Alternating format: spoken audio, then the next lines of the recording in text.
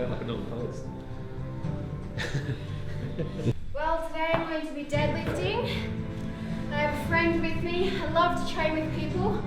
Gets me so motivated, so excited. Not this guy. Just kidding. I like training with Jamie, but I get real competitive. Before every single session, I like to make sure that my body is warm. So I'll focus on the muscle group that I'm working. So for me, it's going to be sumo deadlifts today. So I'll make sure that I warm up my hips, my glutes, and my quads. Hammies too, because all of these muscles are going to be worked within that movement. So that's really important. And I always stress the importance of this because in the past I got an injury from not warming up. And the reason I got an injury from not warming up is because I used to say that warming up took too long and it was boring. I have since got wiser. So if you are new to training, I really encourage you to always prep your body before the lifts. And I can tell you from doing that, you'll actually have a better session and you won't incur injuries, hopefully, fingers crossed. So keep that in mind next time you're about to start a session. But I'm feeling pretty warm now. I've been at it for like 10 minutes. That's another thing people ask, how long? I don't know, just if you can do it fast if you feel warm, but if it takes you longer because your body's older, like mine, I'm 33 now. It's not really old, but I'm not in my 20s anymore. So I always take a little bit longer or extra time just in case. But preparation time is up to you, go at your own pace. But enjoy today's session because it's going to be a fun one. I'm going to make it as epic for you as possible. So after my sumos, I'll do my accessory work. So I'll always do my strength component first and then move into like a hypertrophy based workout. And the reason I call this power building and the reason I train like this is because I want to be strong and I want to include strength in my workouts because it's something that I actually enjoy and it makes me feel empowered. And then with the hypertrophy based stuff, that's more so not only to strengthen my muscle groups for a bigger, better lift, but to also gain, I guess, an aesthetic looking body. Yeah, I think it's 60 again. If you're going to slip on there, take off now. So later. I can't, babe. I haven't had my toenails done for 8 weeks.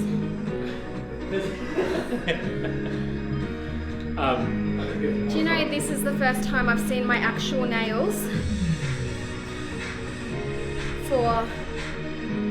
I first got my nails done when I was 19 and I'm 33 now and I got them done that whole time. So yeah, I was going to say 14, 15 years. This is the first time I've seen them. They're very, very brittle, very weak, and my toenails are the same now. No more reps.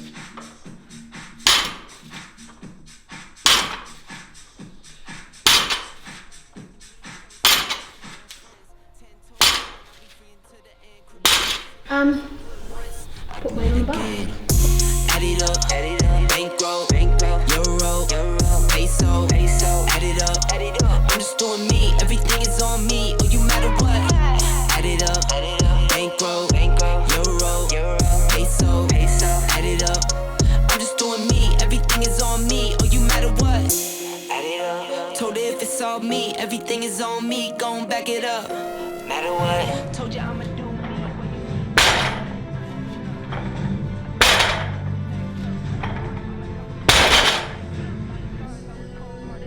Do good ones. Long arms, squeeze tight, drive those legs.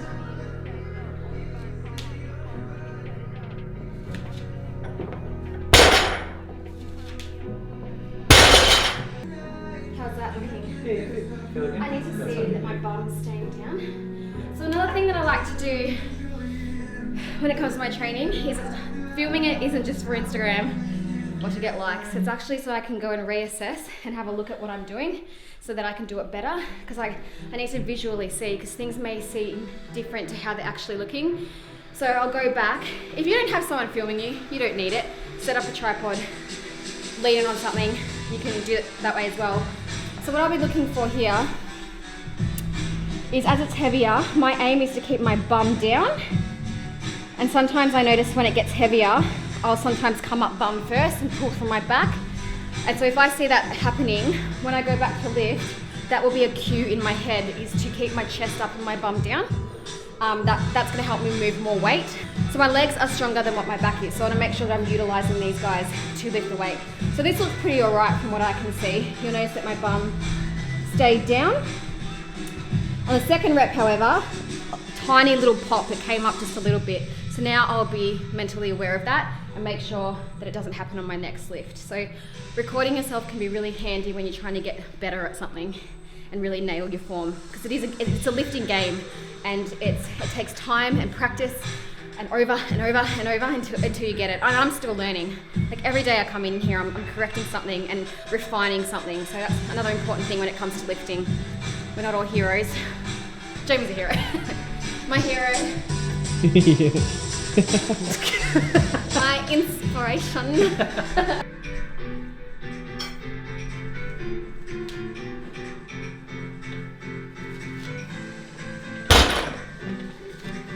We're at 130 right now, which is, how much percent is that for me? 80. Yeah, 80% of what I can do, which is, I don't know what we're going to do today. It's really dependent on how I feel.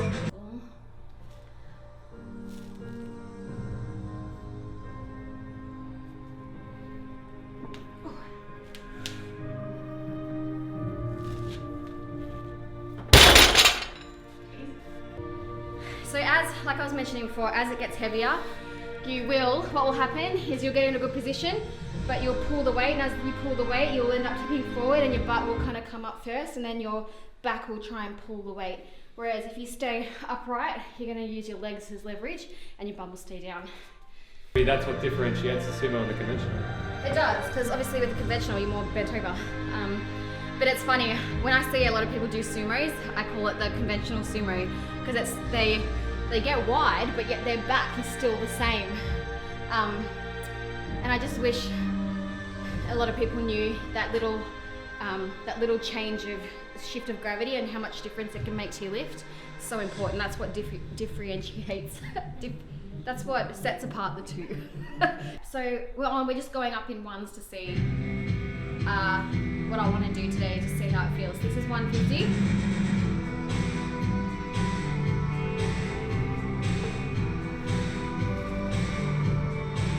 Nice and strong, open up. Long arms, drive those legs.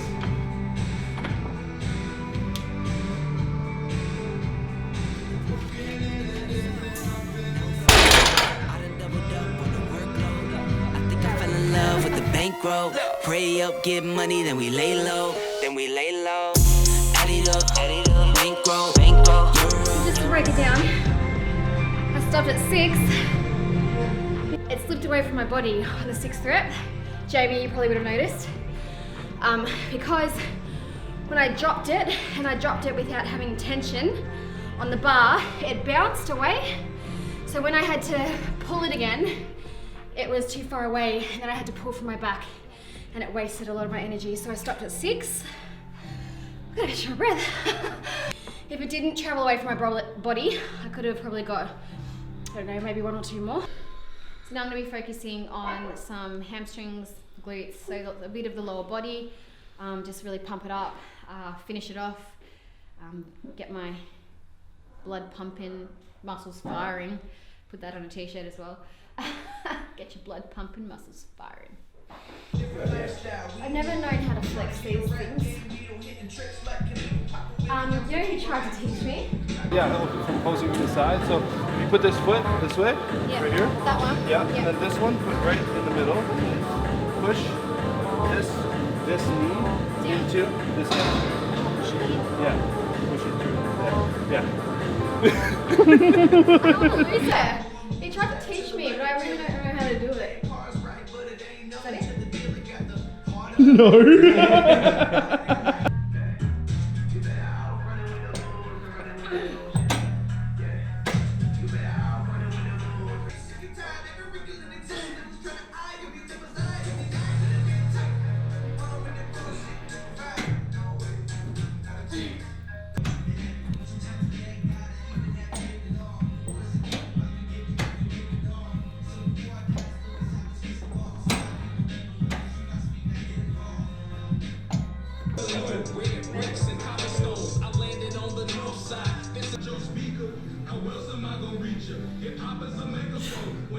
Cool thing.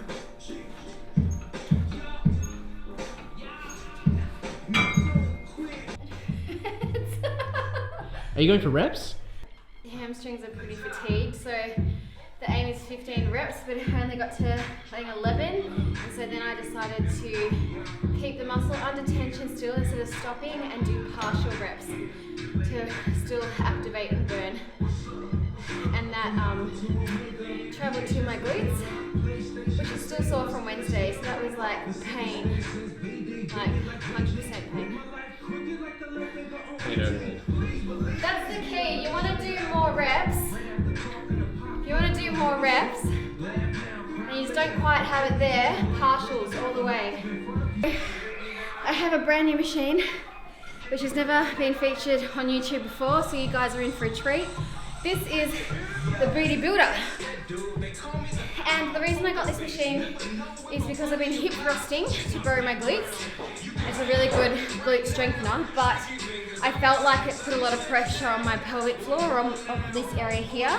And for me personally, it felt uncomfortable, so I found something like a machine that I can do the same movement with, but with more comfort, so I can activate properly. So I like to put the band on to get extra activation, because this mentally helps me be aware of my glute medius. So it's going to hit me from the middle, so the glute max and the glute medius at the same time. So it's going to be epic.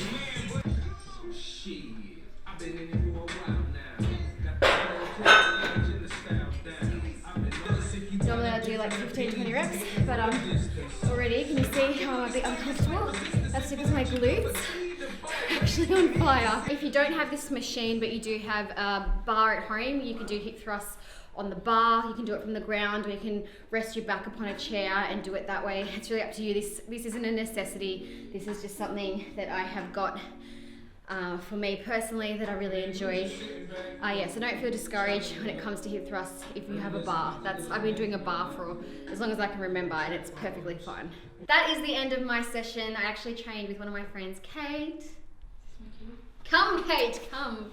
How did you feel with training? It was really good. It's been a long time since I've stepped foot into a more functional gym.